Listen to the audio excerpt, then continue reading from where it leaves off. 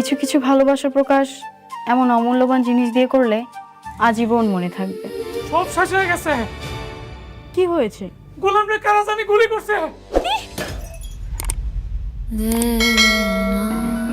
আসসালামু আলাইকুম বন্ধুরা, দুনিয়া টাকার গোলাম নাটকের আগামী পর্বে কি এমন এক ভয়ঙ্কর ও রক্তঝরা অধ্যায় শুরু হতে যাচ্ছে যা পুরো কাহিনীর মোড় 100 ডিগ্রি ঘুরিয়ে দেবে। আন্ডারওয়ার্ল্ডের কিং হওয়ার লোভে জিশাদ কি শেষ পর্যন্ত গোলাম সেজে থাকা শেহজাদকে গুলি করে দিল? সব জানাবো আজকের এই ভিডিওতে, তাই ভিডিওটি না টেনে শেষ পর্যন্ত দেখতে থাকুন।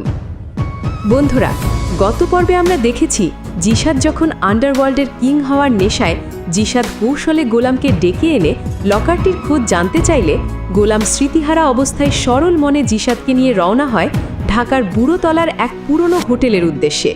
কিন্তু সেখানে গিয়ে গোলাম যখন স্মৃতির কাছে তার কাছে দৈনিক 100 টাকা জমানো একটি লোহার সাধারণ লকার বের করে দেখায়, তখন জিশাদ বুঝতে পারে সে আসলে বোকা বনে গেছে এবং চরম ক্ষিপ্ত হয়ে গোলামকে লক্ষ্য করে বুকে গুলি চালিয়ে দেয়। বন্ধুরা, আগামী পর্বে আমরা দেখতে পাব এক চরম নাটকীয় ও লোমহর্ষক পরিস্থিতি। জিশাদ যখন শেহজাদকে গুলি করবে, ঠিক তখনই শেহজাদের বডিগার্ড শাফিজ তার দলবল নিয়ে হাজির হবে। শাফিজ দ্রুত রক্তাক্ত শেহজাদকে উদ্ধার করে হসপিটালের দিকে নিয়ে রওনা দেবে এবং এই সংকটময় মুহূর্তে সে ফোন করে ফাতেমাকে পুরো ঘটনাটি জানিয়ে দেবে। অন্যদিকে জিশাদের বাড়ির যে কাজের লোক ঋতুকে এই ভয়ঙ্কর হামলার খবরটি জানিয়ে দেবে।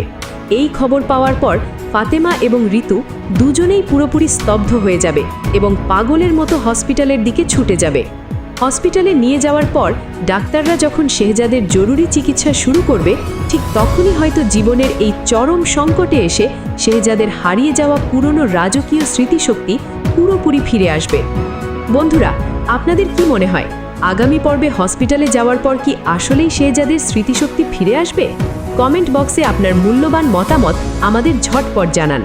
ভিডিওটি ভালো লাগলে একটি লাইক দিয়ে আমাদের চ্যানেলটি সাবস্ক্রাইব করে রাখুন। দেখা হচ্ছে পরবর্তী ধামাকা ভিডিওতে। আল্লাহ হাফেজ।